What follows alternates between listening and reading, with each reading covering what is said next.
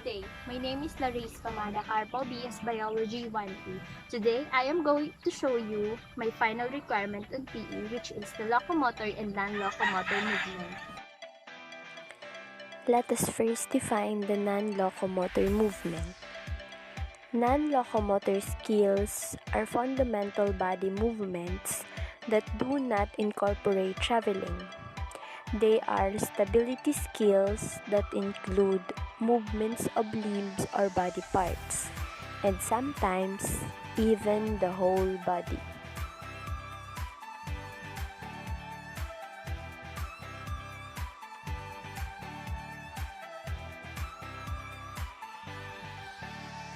The first example of non-locomotor movements is the steady marching. This means lifting your heels toward your butts and placing them back on the floor at a quick pace.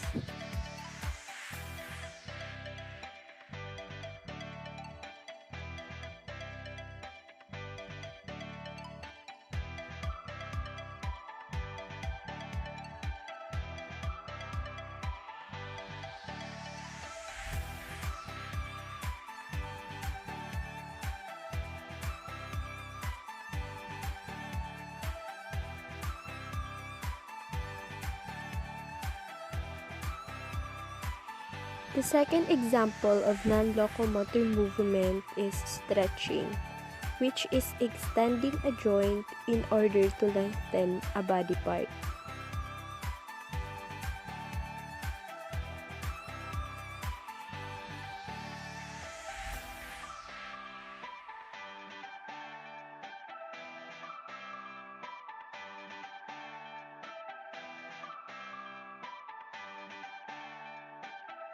The third example of non-locomotor movement is turning, which is a circular movement of the body including the base.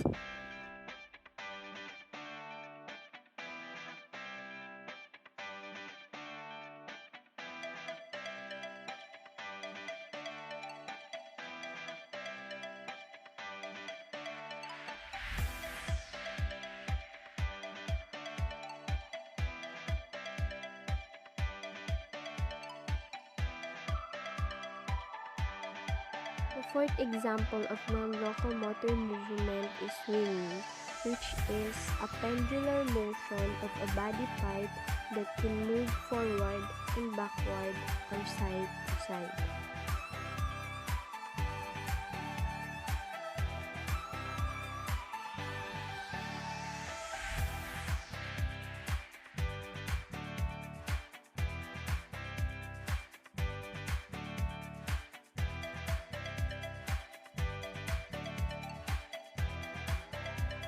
The fifth example of non-locomotor movement is swaying, which is the fluidly and gradually shifting the center of gravity from one body part to another.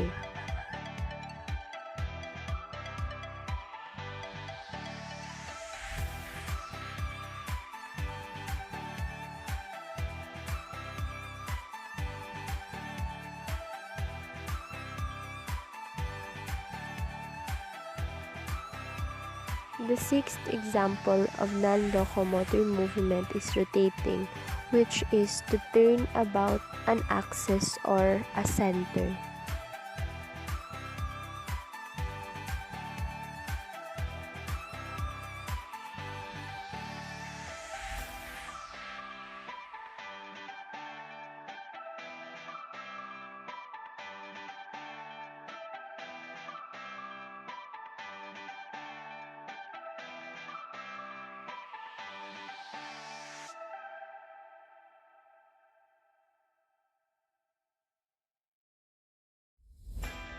The seventh example of non-locomotor movement is bending, which is to move from a straight position into a curved position at a joint.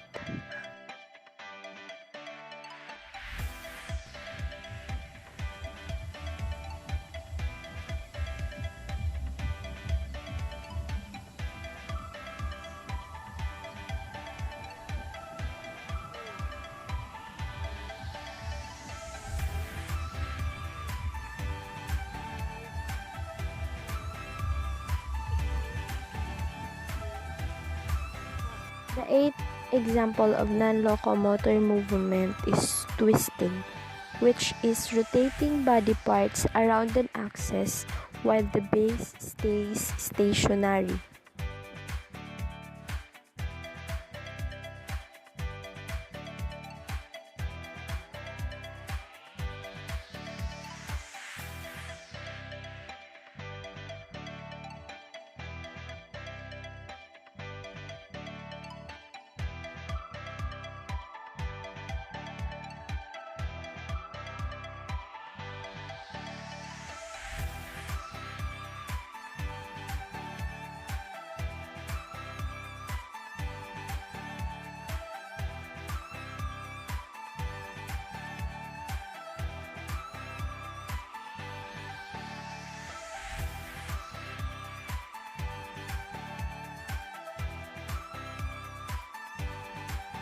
The ninth non-locomotor movement is balancing.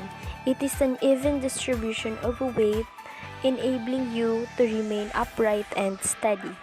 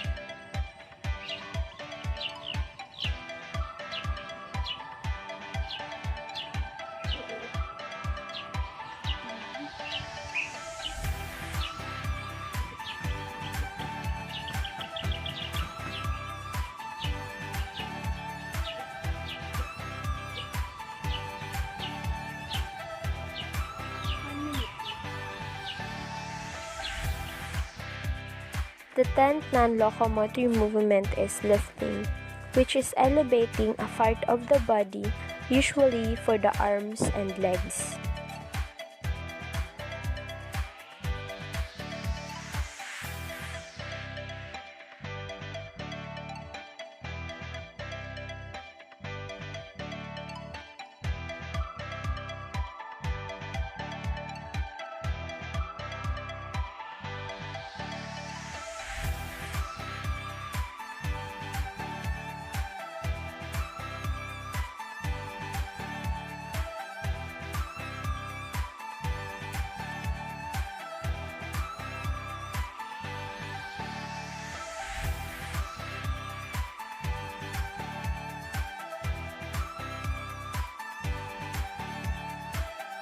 The 11th non-locomotor movement is shaking. It is a short, quick vibrating movement in a body part or the whole body. Let's come now to the locomotor movements. Locomotor movements are defined as movements that travel through space or carry weight from one location to another. Locomotion is the act of using movement to ship weight from one place to another.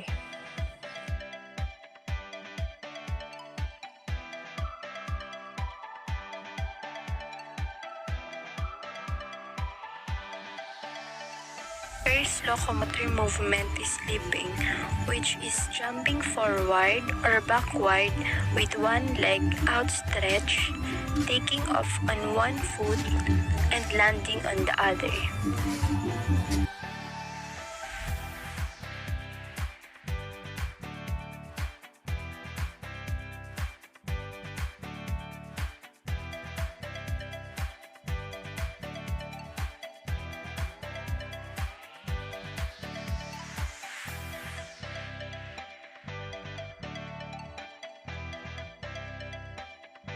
The second locomotor movement is jumping, which is going up and down with both feet in the air at once. Can also mean jumping off a height or jumping forward.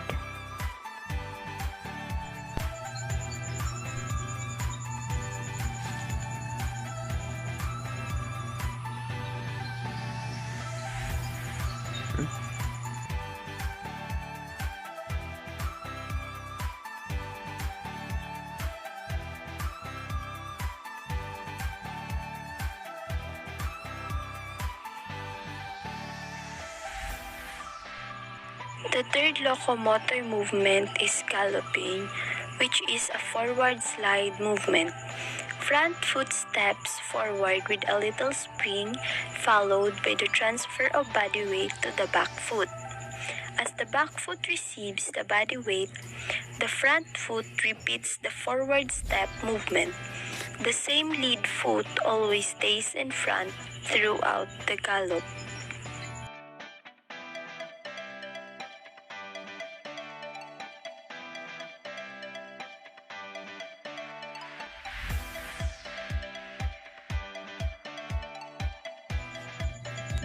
The fourth locomotor movement is skipping, which is a combination of a step and a hop on the same foot, followed immediately by a step and hop on the opposite foot. Skipping requires coordinating the alternate use of both sides of the body.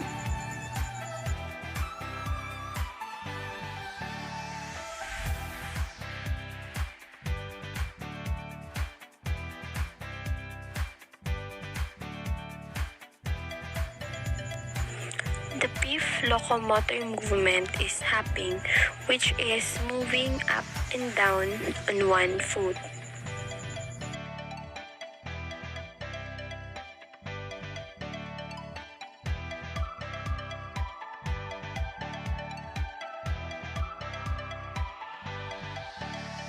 The sixth locomotor movement is running, which is a faster locomotor skill.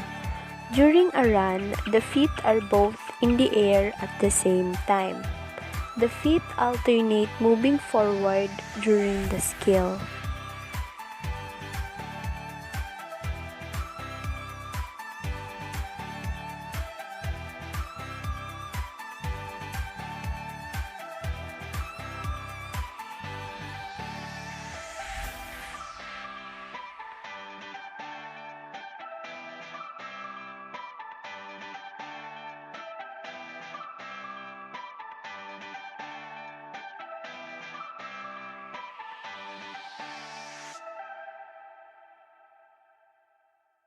Seventh locomotor movement is sliding, which is a sideway movement where the lead foot takes one step to the side, followed by the other foot stepping next to it closely, without it crossing over to the leading foot.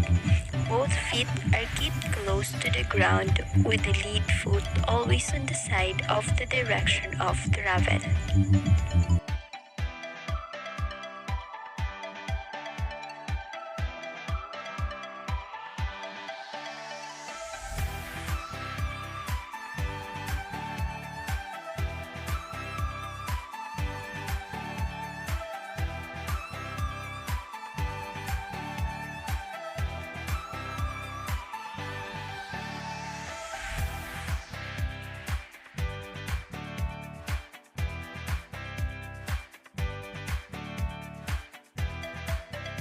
The eighth locomotor movement is walking. It is a slow locomotor skill where one foot is always on the ground. As the left foot is on the ground, the right foot is in the air, moving forward. Then, the right foot makes contact with the heel first as the left foot moves forward in the air.